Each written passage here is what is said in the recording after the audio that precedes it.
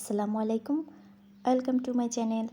আজকে আমি খুব সহজে পাবদা মাছ ভুনা করার রেসিপি শেয়ার করব। আশা করি মনোযোগ দিয়ে সবাই সম্পূর্ণ ভিডিওটি দেখবেন। রান্না করার আগে আমি মাছগুলোকে হালকা করে ভেজে নিব, কারণ পাবদা মাছ না ভেজে রান্না করলে ভুনা করার পর সেটা সাদা সাদা হয়ে থাকে, দেখতে ভালো লাগে না।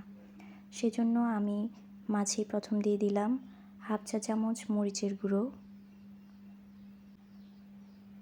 তারপর দিয়ে দিচ্ছি হাফ চা চামচ হলুদের গুঁড়ো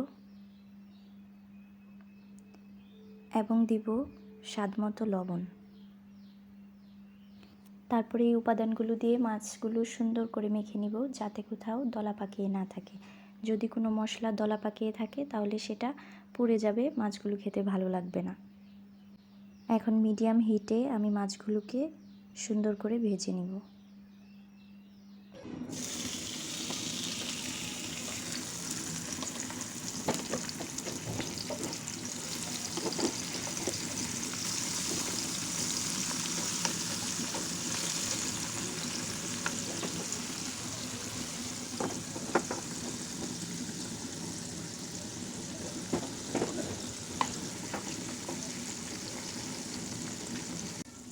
খুব বেশিক্ষণ ভাজার দরকার নাই, প্রতিটা পাশ 2 মিনিট করে আমি ভেজে নিব।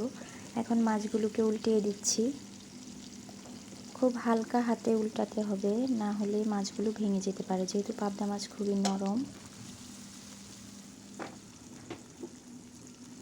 ভাজা হয়ে গেছে, এখন আমি মাছগুলোকে নামিয়ে নিব। এখন আমি 4টা পেঁয়াজ, 2টা কাঁচামরিচ, একটা টমেটো এবং কিছু ধনেপাতা কুচি করে নিচ্ছি।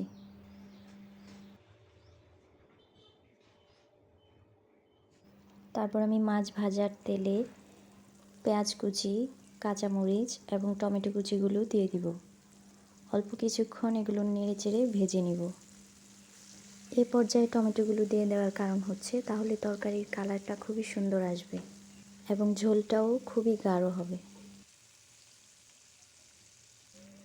এখন দিব 1 চা চামচ আদা বাটা, 1 চা চামচ রসুন বাটা দিয়ে কিছুক্ষণ ভেজে নিব।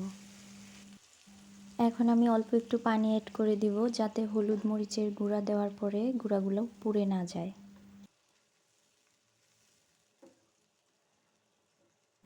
এখন দিয়ে দিব হাফ চা চামচ পরিমাণ মরিচের গুঁড়া, হাফ চা চামচ হলুদের গুঁড়া এবং হাফ চা চামচ ধনিয়া গুঁড়া। তারপর স্বাদমতো লবণ দিয়ে মশলাগুলো ভালো করে কষিয়ে নিব। এই পর্যায়ে কষানো শেষ হয়ে গিয়েছে, এখন আমরা আগে থেকে ভেজে রাখা মাছগুলো দিয়ে দিব।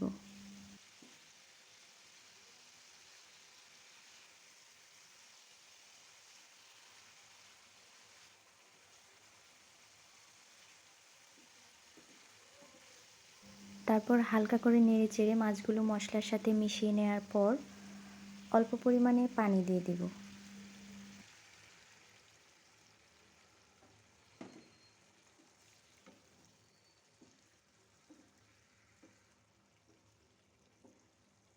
এই পর্যায়ে 5 মিনিটের জন্য ঢেকে দিব।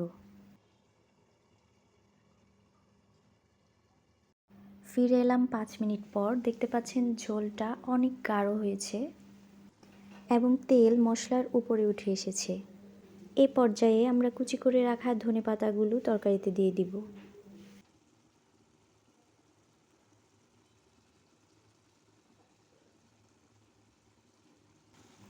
ধনেপাতা দেওয়ার পর বেশিক্ষণ জাল করার দরকার নাই, তাহলে ধনেপাতার স্মেলটা কমে যাবে।